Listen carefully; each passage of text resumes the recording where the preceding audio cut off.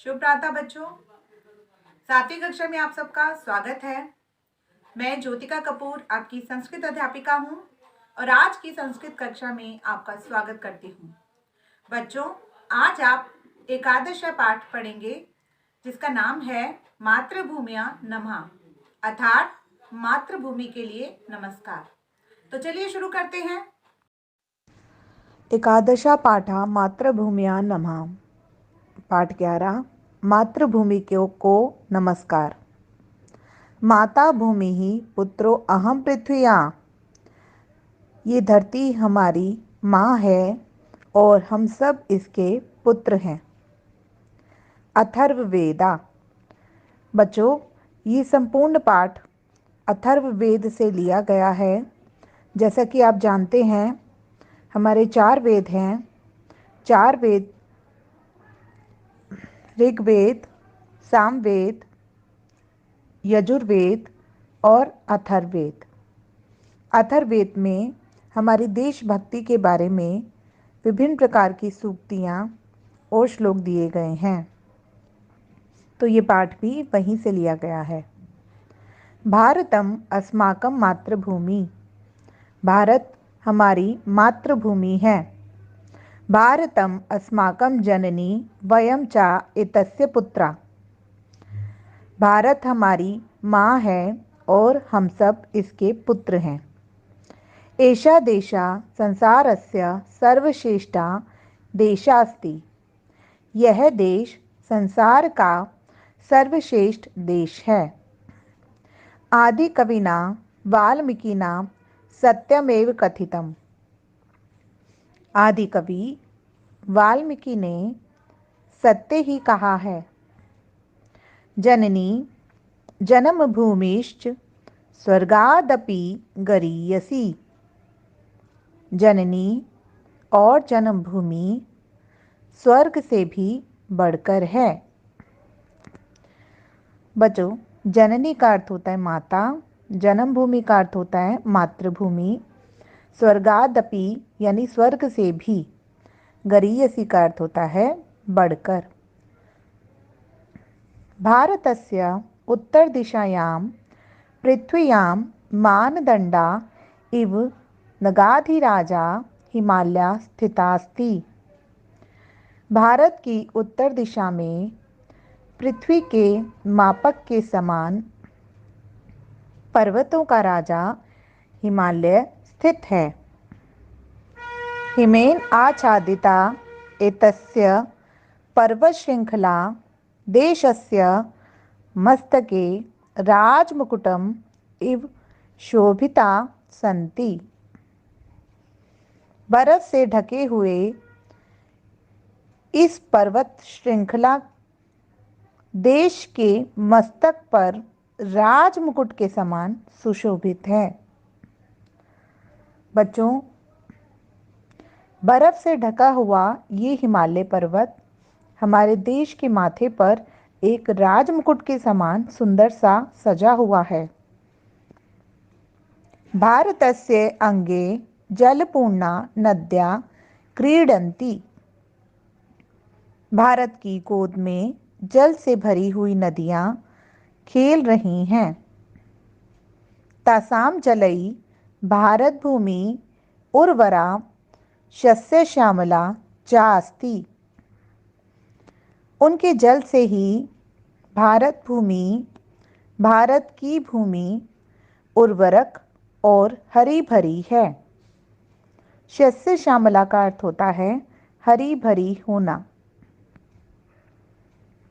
दक्षिण दिशायां हिंद महासागरा एतस्य चरणयोः प्रक्षाल्यति। दक्षिण दिशा में हिंद महासागर इसके चरणों को धो रहा है। उत्तरम यत् समुद्रस्य हिमाद्रे चैव दक्षिणम वशतद् भारतम नाम भारती यत्र संतति। अर्थात जिसके उत्तर में हिमालय और दक्षिण में समुद्र है, वह पुण्य भूमि भारत है और यहाँ रहने वाले भारतीय हैं। अस्माकं देशस्य हरितवनेषु विविधा पशवः विविधा खगा च निवसन्ति। हमारे देश के हरे भरे वनों में विभिन्न प्रकार के पशु और विभिन्न प्रकार के पक्षी निवास करते हैं।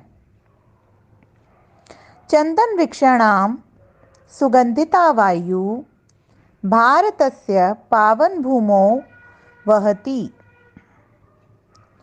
चंदन वृक्षों की सुगंधित वायु भारत की पावन भूमि पर बह रही है। अस्मिन् देशे प्रकृति सर्वोत्तम रूपे अस्ति। इस देश में प्रकृति सर्वोत्तम रूप में है, अर्थात यहाँ की प्रकृति सबसे अलग है। वसंता ग्रीष्मा वर्षा शरत शिशिर हेमंता च षट् ऋतवः एतं देशं मनोरम कुर्वन्ति। वसंत ग्रीष्म वर्षा शीत शिशिर और हेमंत ये 6 ऋतुएं इस देश को मनोरम करती हैं, अर्थात इस देश का मनोरंजन करती हैं। जना कश्मीर प्रदेशम पृथ्व्या स्वर्गम कथयन्ति। लोग कश्मीर प्रदेश को पृथ्वी का स्वर्ग कहते हैं।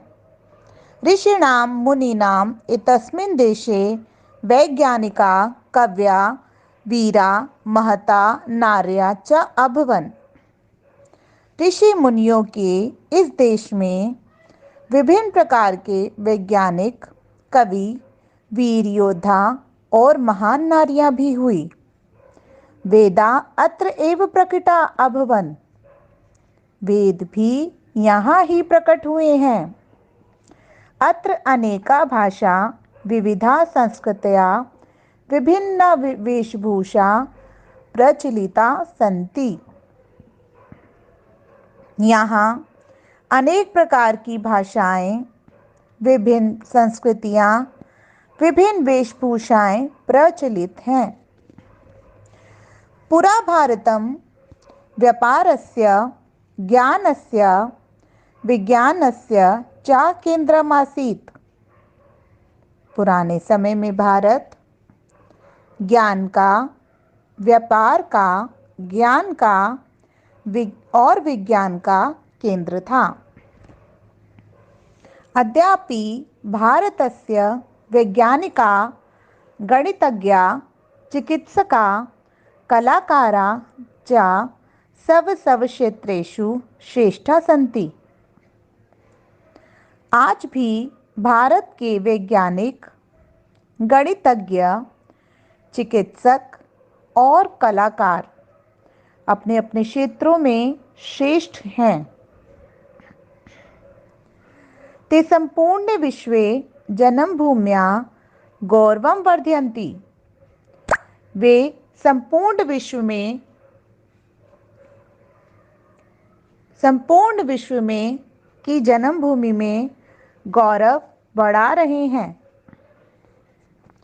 वे संपूर्ण विश्व की अपनी जन्मभूमि का गौरव बढ़ा रहे हैं। मातृभूम्या समृद्ध्या उन्नत्या हिताय रक्षणाय च वयं सर्वदा कृतसंकल्पा स्मः। मातृभूमि की समृद्धि के लिए, उन्नति के लिए, हित के लिए और रक्षण के लिए हम सब सर्वदा कृत संकल्प हैं। मातृभूम्या नमः। मातृभूमि के लिए नमस्कार। बच्चों, ये पाठ का हिंदी अनुवाद था। हमने ये 3 श्लोक पढ़े। माता भूमे पुत्रो अहम पृथ्व्या जननी जन्मभूमेश स्वर्गादपि गरीयसी। उत्तरं यत् समुद्रस्य हिमाद्रे चैव दक्षिणम् वशतद भारतम नाम भारती यत्र संतृति। तो बच्चों, आपका गृह कार्य है कि आपने तीनों ही श्लोकों को और साथ ही इस पाठ के शब्दार्थ को अपनी अपनी कार्य पुस्तिका में बड़े सुंदर तरीके से पूर्ण करना है। इसके आगे का कार्य हम अपनी अगली कक्षा में पूर्ण करेंगे। आज के लिए इतना ही। धन्यवाद।